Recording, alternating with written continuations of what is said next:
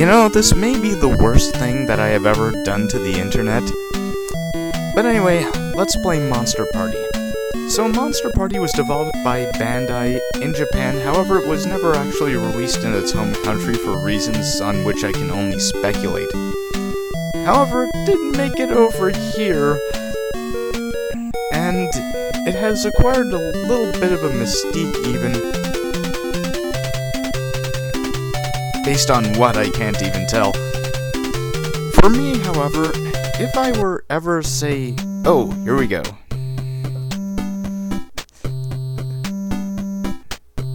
One of those classic NES intros.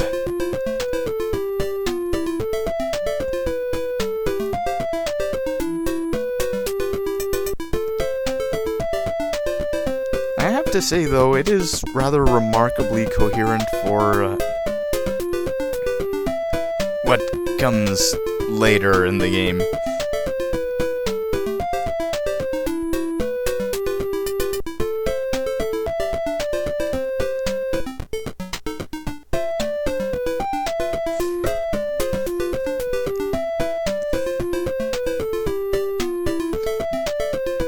And Marcus going on like this is just a normal occurrence. Happens every time he comes back from a ball game.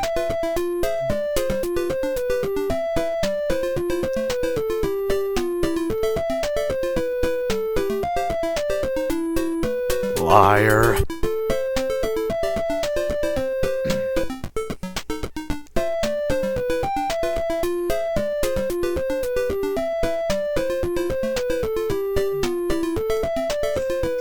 Congratulations, son, you've been drafted into the Monster War.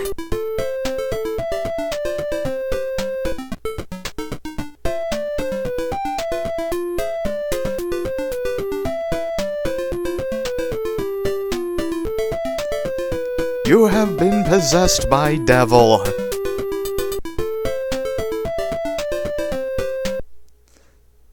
Wonderful stage screen. So anyway, I was saying, if I ever felt guilt about anything I played, Monster Party would be something of a guilty pleasure, in that there's really nothing to recommend it as a game besides its quirkiness.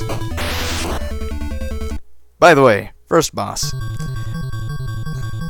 Okay, this boss is pretty trivial, so I have a bit more time to talk about it. This was originally supposed to be a far more blatant ripoff of Audrey 2 from Little Shop of Horrors, to the point that the original graphics for its room included a microphone stand and a speaker in the back, and its attacks would have been musical notes. Speaking of the speaker, they didn't actually remove it from the boss stage, they just blacked over the sprite. So if you jump over the back of its pod after you've beaten the thing, you can actually land on top of where the speaker is obviously supposed to be, but isn't. Question marks can give you all kinds of things, life, points, and transformations. Whatever. My life is nowhere near max, so I'm going to be doing a little something about it. You see, hearts are normally spread through a stage. There's a fixed number of hearts and fixed monsters that can deliver them. However, the hearts aren't limited to one per monster, so you can actually grind up your hearts by striking down monsters in a safe place until you've collected all the life increases in a stage. That is, you can gain all of the possible life increases from one monster. Normally I'm against grinding for health in action games, but I'm willing to tolerate it in Monster Party because unlike Valis 1 for the MSX, you don't have to do it constantly. Usually the first 2 stages in the game are enough, and that'll set you up for the rest of your run.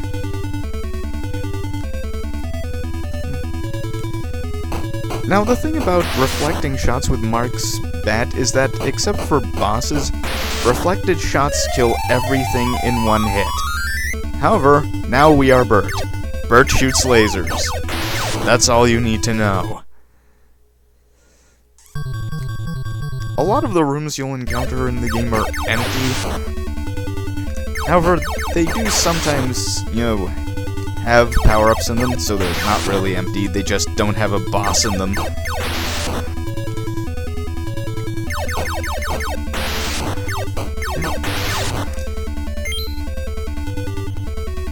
This game has also been a bit of a bugaboo for me because I've basically been playing this since it first came out, for some reason. Oh yes, if you were ever wondering, the origin of Deceased Crab's username. In fact, I think he even said as much in his own Let's Play of Monster Party.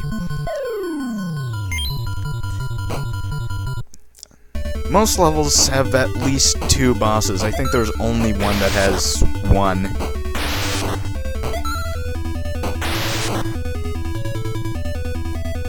It only gets weirder from here. Speaking of which, here's what's upcoming is probably the most famous part of Monster Party.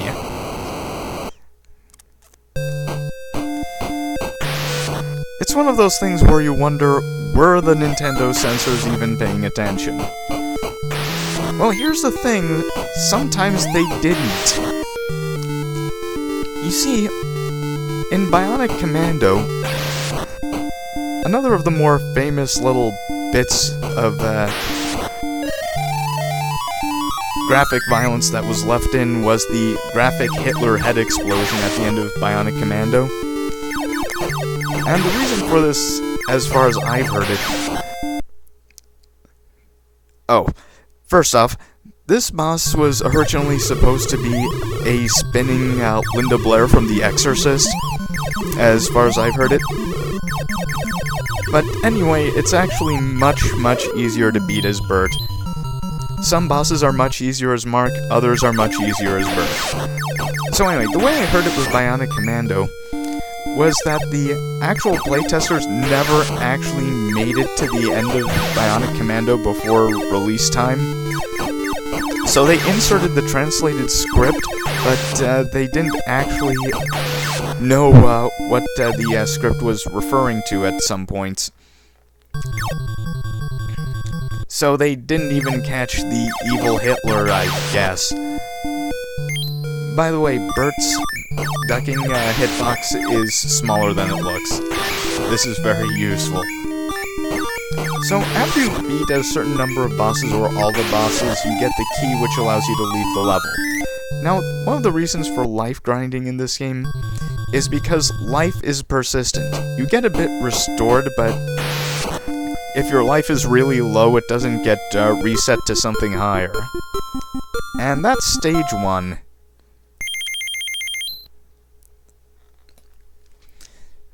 Round 2 start. Hope you don't end up like these guys. So anyway, Reverse Mermaids. Now, I've been doing a full playthrough of Phantasy Star 4 recently, and this is the point where I say, this is gonna be a long game. Level 2 was really the limit of my abilities when I was younger. And being able to do this now, it's one of the few cases where I've actually gotten better at a game as time has gone on. Well, better at an older game. I know I've gotten worse at Last Battle, but that's okay because that game is terrible.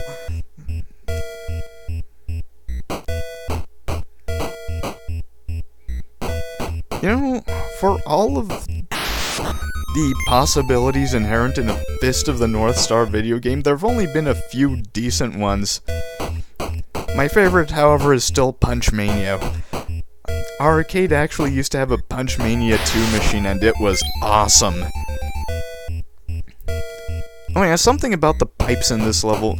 These will actually warp you if you know how to use them.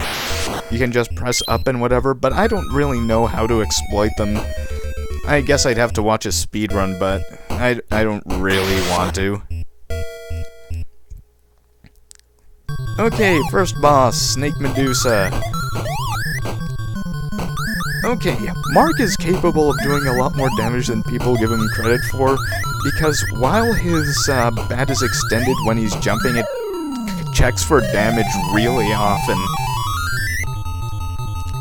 So there are ways to put out a lot of damage as Mark that aren't immediately obvious. It'll become more noticeable in the next boss of this stage.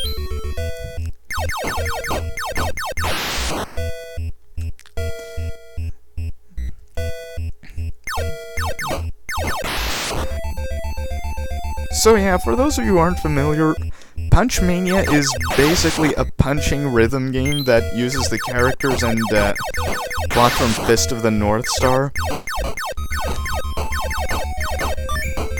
And it is possibly the greatest, one of the better rhythm games out there even. I know I played the hell out of it while the machine at our arcade still worked.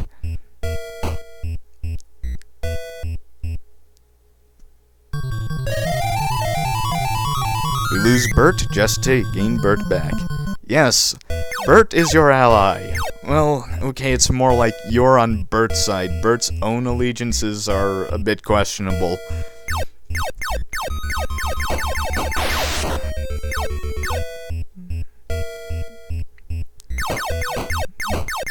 Oh yeah, those little alien eggs things.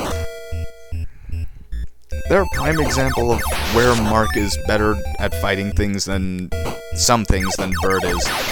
In fact, later on in the game, there are a couple of enemies that can't even be killed by Bert.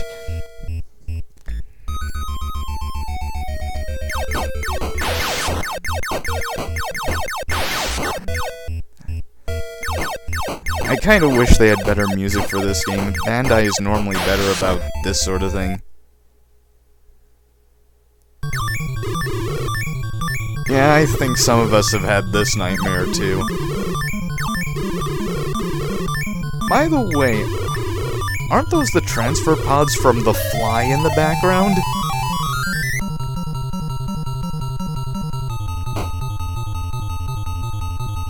Okay, here's what I mean. Get up close behind these things, jump and swing, and this post-Chili's nightmare will be at an end.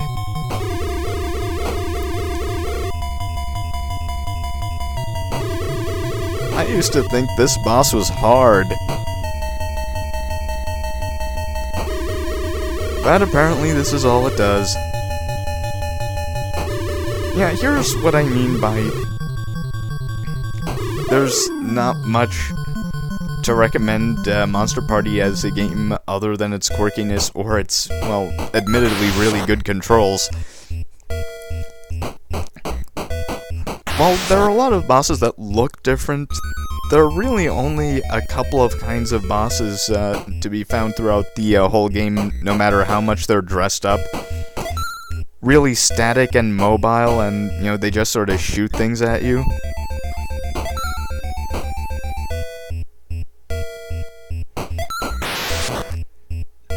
There's only really variety in appearance.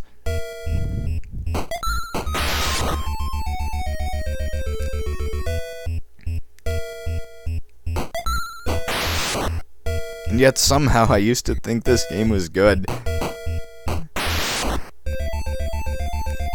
Yeah, I chose this as my Halloween game because I had originally considered Splatterhouse, but I'm not a fan of the censorship in the TurboGrafx 16 version, and, well, I can't actually beat the game, so forget that. And besides, I chose Monster Party specifically because of its certain reputation.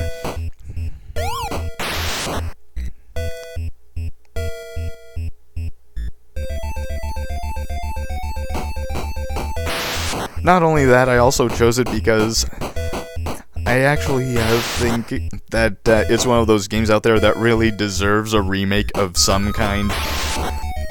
Either just to show up the nonsensicalness of it, or the one I would really like would be a super grim, dark, modern reimagining. You know, like they kind of tried to do it. I think they tried to do that with Splatterhouse. But I just think it would be funny if they did it with this game, you know. game that deserves a remake.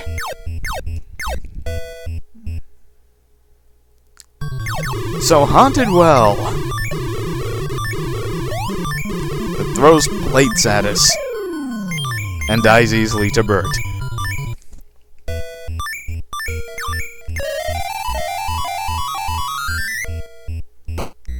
Of course, another reason I wanted to do this one was for the ending.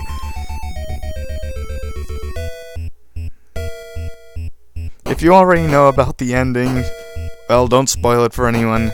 And if you don't, well, you're in for a treat. Come on, pitch me a good one. There we go. See, 7 shots is Bert, 1 shot is Mark.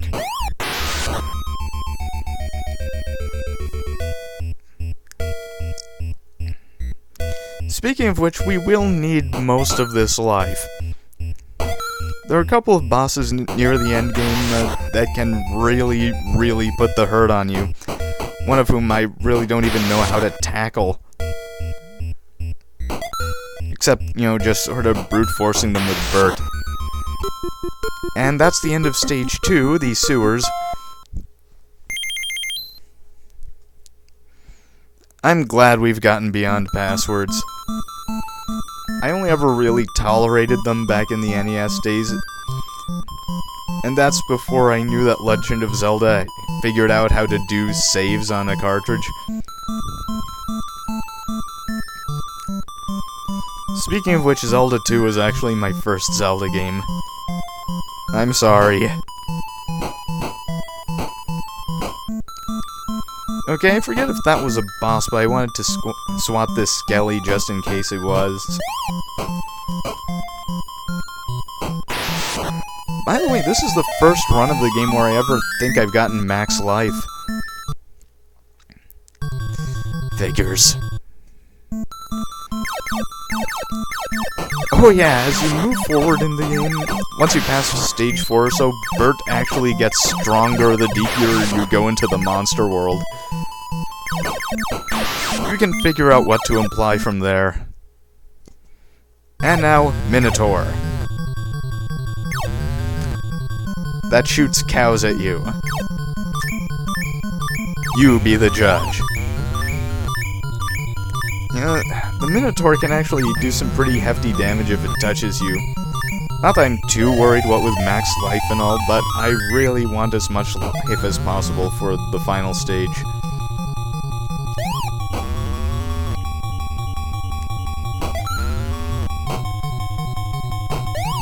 And Mark just casually swats cows away.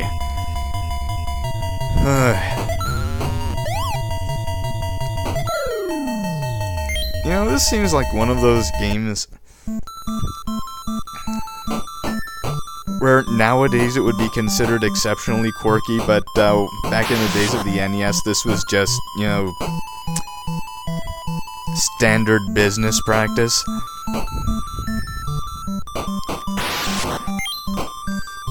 It doesn't need to make sense, the kids will make sense of it themselves.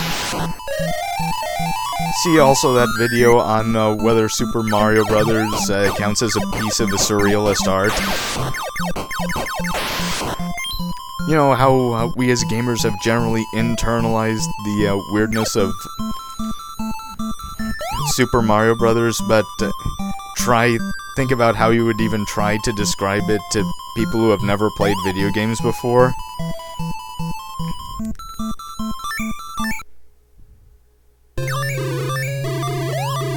Mummy, we aren't even in the pyramid yet.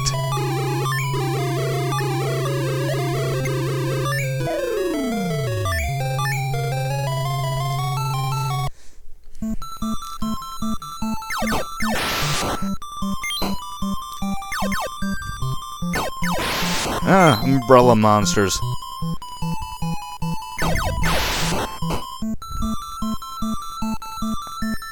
Yeah, there are some points where I don't even know why this game was made. Were they trying to capitalize on Castlevania's success, or failures, as Castlevania 2 had come out fairly recently?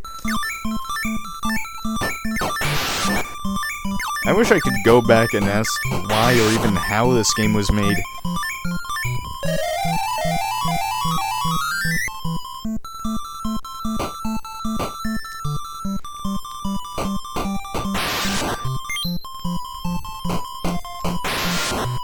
The thing is, the controls are really good. The difficulty is manageable if you know how to exploit certain things, like how the life is distributed.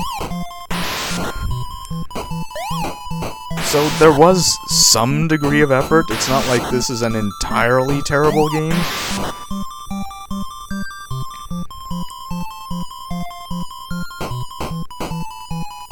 I guess I really want to know why it was only released in America. Maybe they figured that we were the only ones who would buy it or something.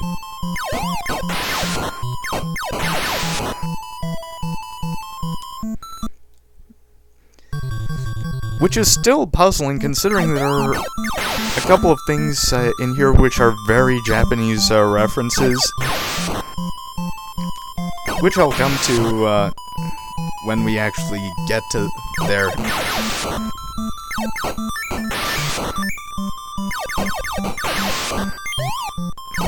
Stupid surprise skeletons. It's like a bad haunted house.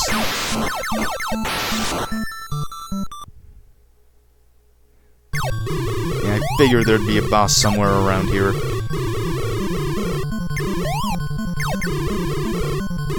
Now, this boss actually appears twice in the game. You'd want to actually avoid fighting it the second time, for reasons I'll go into once we get there.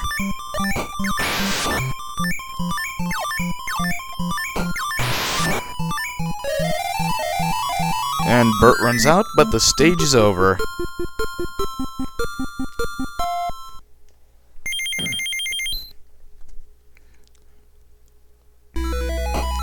Okay, so these blocks can actually be hit. However, they can't be destroyed except through reflected shots.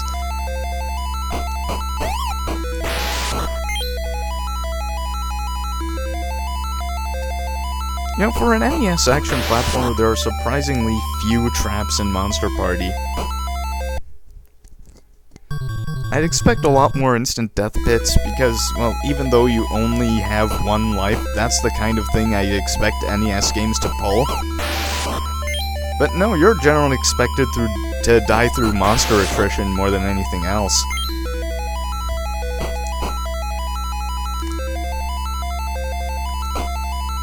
By the way, hitting the closer block once actually switches the timing up a bit to make it easier to pass under.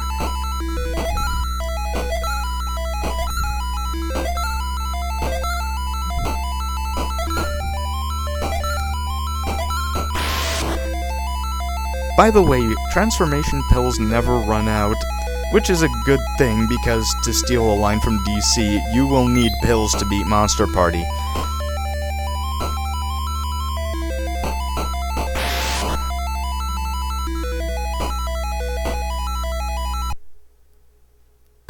And he kinda is, too. I think he's the slowest boss in the game. So, a zombie suit of samurai armor. Inside an Egyptian pyramid. I think they switched bosses around here somewhere.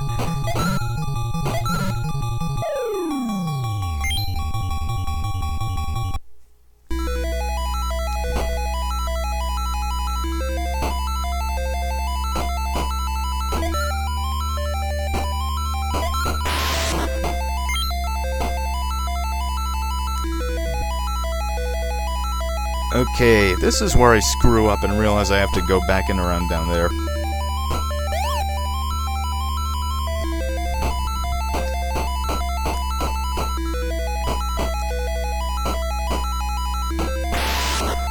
By the way, as we're approaching the 1-year mark, I'm thinking of going back and doing something I haven't...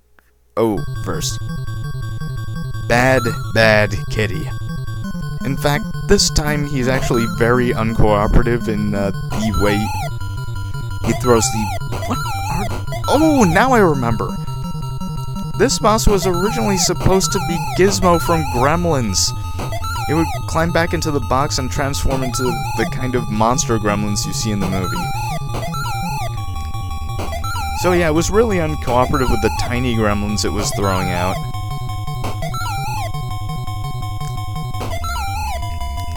Which is a shame because this boss is kind of boring and I wanted it to be over with quickly. And I didn't want to sacrifice life to take it on in melee.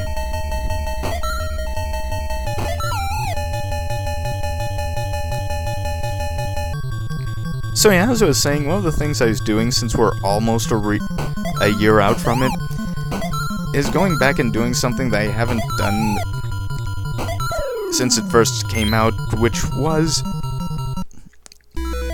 to do a complete playthrough, all 5 routes from front to back of Katawa Shoujo. However, I wanted to save that until later, possibly until next year. Not really as a where I play, just sort of a thing I do. I want to save it until later because I still remember that the last time I did that, play through the whole game, all routes front to back, good endings, I was unable to play any other video games for like 2 months out from when I did that, which would kinda hinder my Let's Playing, as you might imagine.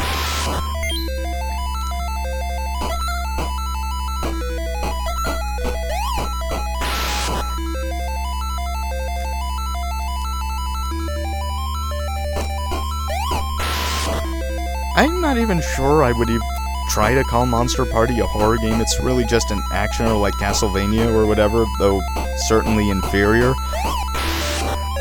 Or I would say anyway. I'm sure there's someone out on the internet who thinks Monster Party is the best action platformer for the NES, or at least better than Castlevania.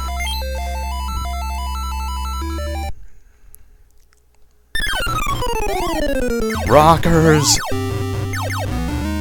The true source of evil.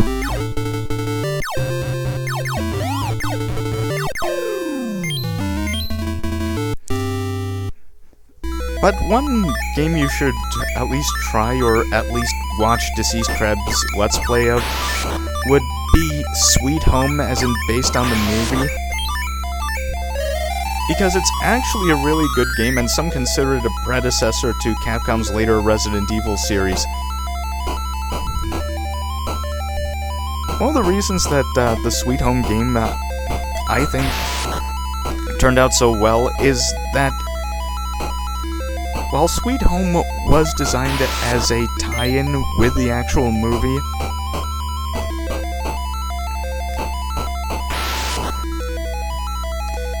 the two were actually, I think, designed fairly close to and with input from each other, from both the movie and Capcom's game team, or something like that.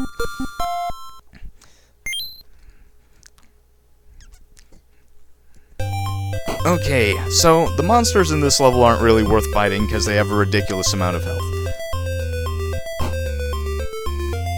As I was saying before, it's kind of like how the Earthworm Jim cartoon turned out to be really, really good. Because the game and the cartoon were designed together from the start. It's not just something that was added in later to either try to take on the success of the video game or vice versa.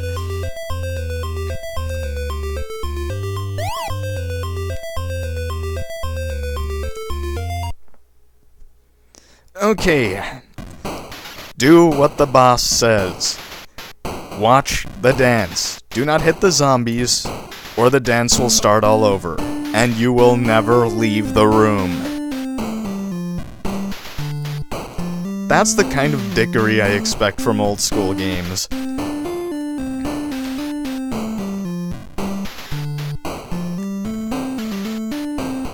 Ugh. Yeah, any boss where it's based around waiting is something I can't really get behind.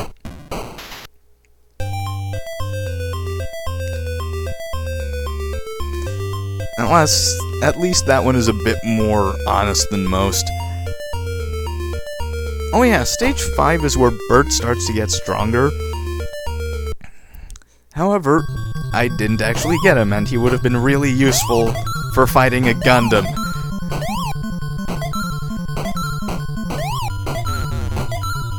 I'm fairly sure that Gundam didn't have the same sort of popularity in 1989 that it does now, at least in the US. But there you go.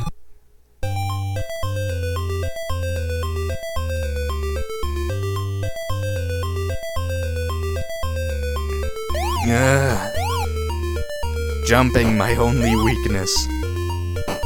And Monster Party even has good controls. What's wrong with me? This isn't Valis. I can only blame myself. I can only blame myself for playing Monster Party.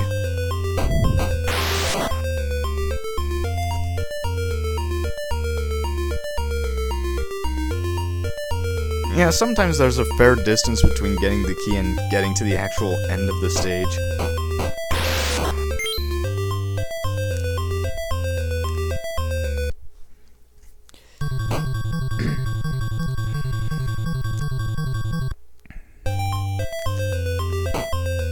Truthfully, even when I started replaying this game, I never thought there'd be a time when I could actually just complete it all in one sitting. Even if I did have to rely on a map for one of the levels.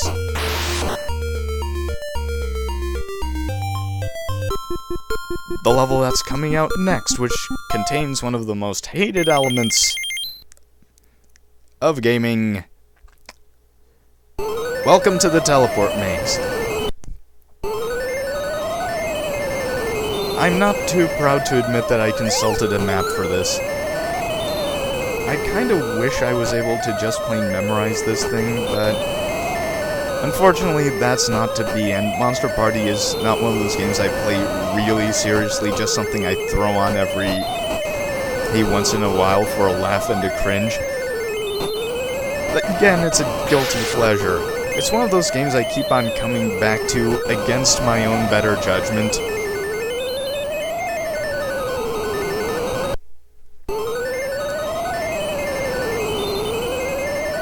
Chairs. What are you doing, Pants? Pants do not work that way.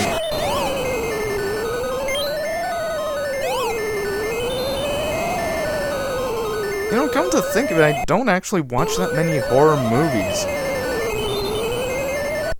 I think I've watched a few of the really classic ones, so, like, say, The Mummy, the original Mummy with Boris Karloff. Welcome to the face room. It is full of bleeding faces, and one real face that you have to kill with your baseball bat. This is the only level that actually has only one boss.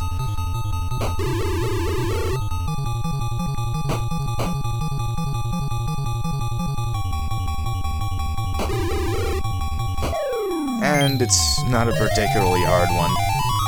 So yeah, I don't watch that many classic horror movies. I think the only horror movies I've really watched are, you know, the original Mummy with Boris Karloff, as I said. Bela Lugosi's Dracula. Fairly sure I watched Nosferatu somewhere in there. Oh, and the original Night of the Living Dead, which, by the way, is the only piece of zombie media I can stand.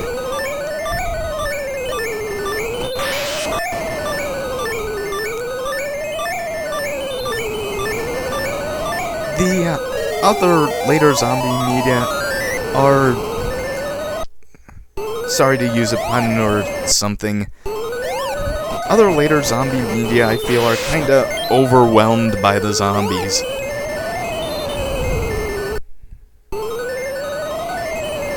As it feels more and more like zombies became the prime subject of later zombie movies because of the whole zombie apocalypse angle that almost every piece of media post Night of the Living Dead seems to have taken.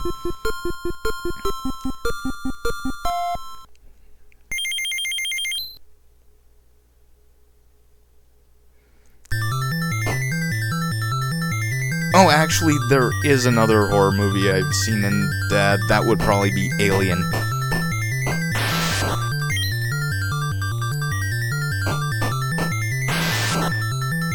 Okay, so, another tower. You know, by the time all of this and Phantasy Star 4 are over, I'm probably going to just spend a day rocking in the back of my room in a straitjacket going, Tower! Tower!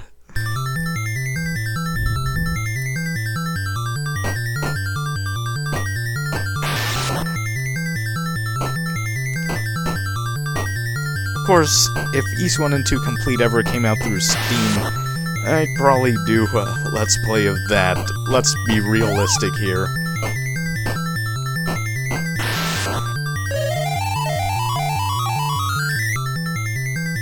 Royce!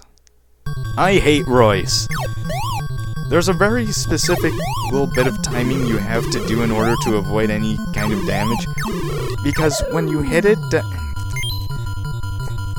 it becomes temporarily unable to hit you. But I think that only applies if you're Mark. I don't even know.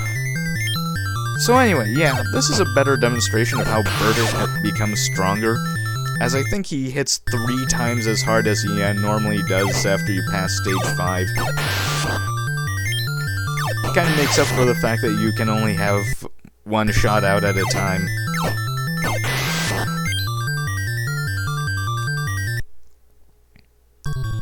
Don't come again. There's nothing there.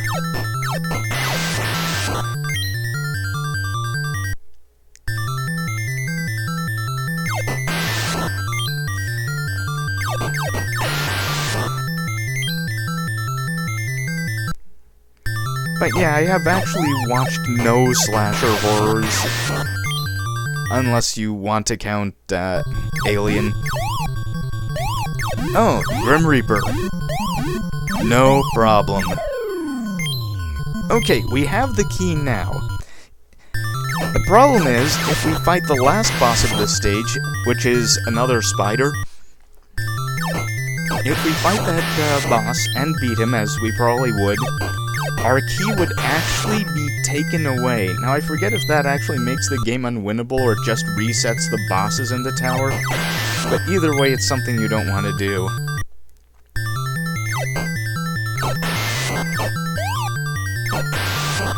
Oh yeah, something I forgot to mention. That's not what they mean by the Elephant Man.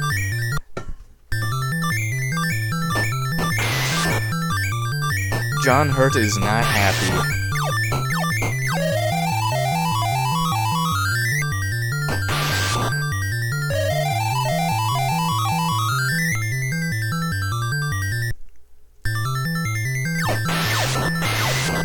So the rest of this stage is just going to be one big long climb all the way up.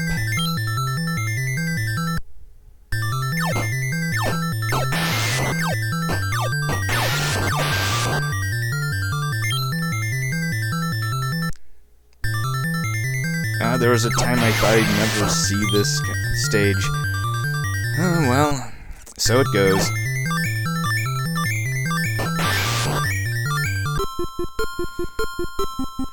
Yeah, I've played far more horror games than horror movies. I still think my favorite is the Silent Hill series, or at least 1 through 3. I'm recharging as Bert, but this game tries to pull a fast one on you on the final stage by making the first boss you have to fight on the left. And this is the boss I have no good strategy for. I just try to hit him and not die. Granted, that's a fairly good basic strategy, but sometimes it doesn't help that much here. Pro tip, shoot the cyber demon until it dies. I can't believe that got past editing. Oh no, wait.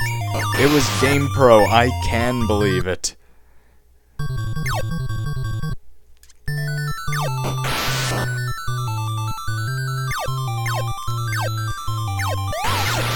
This may seem like a bit of an odd spot to talk about reviews, but because this guy is easy, I think I'll continue, and I don't know what it is. You see, I hear people complain that professional game journalists, reviewers are effectively on the take, but I got to thinking that the kind of people who complain about this most, which are self-proclaimed old-schooler types, I'm not sure reviews by them would be any more accurate or fair or anything like that. Because I think that a lot of people, a lot of gamers at least, are very willing to forgive bad game design decisions. Oh boy, Mark Soup. So long as it's packaged in words or presentation that they find pleasing to them.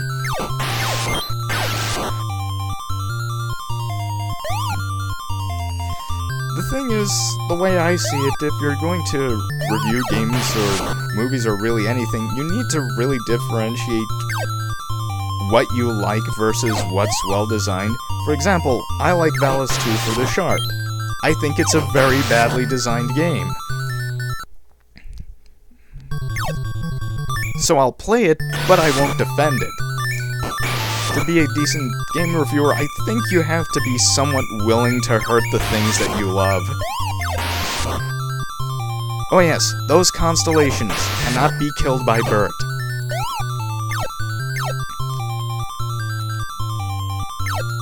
But anyway, end of the stage.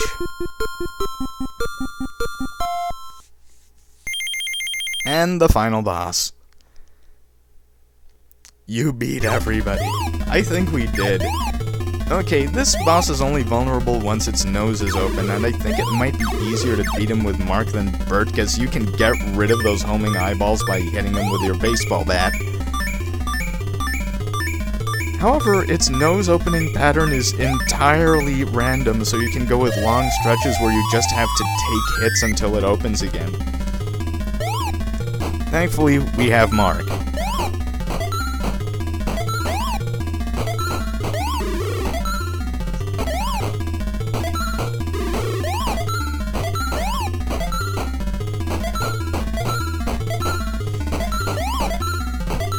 Yeah, it's a hard final boss, but not an especially impressive one. It doesn't actually take that many hits to beat.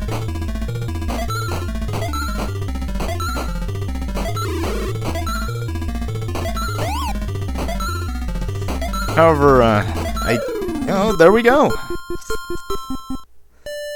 And I think I'll just let the ending speak for itself for a little while.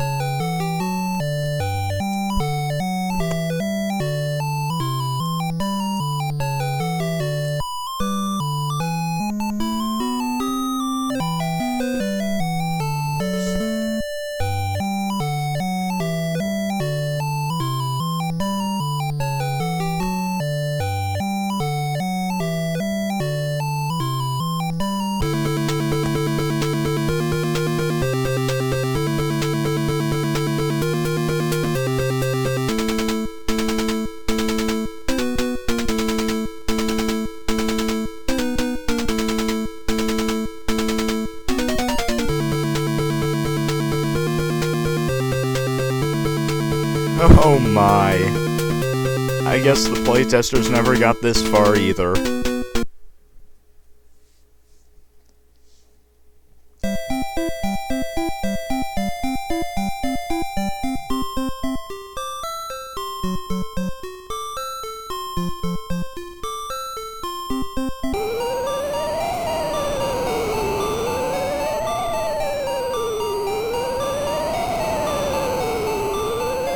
You have bound yourself to the power of devils. You are damned forever, little Mark boy.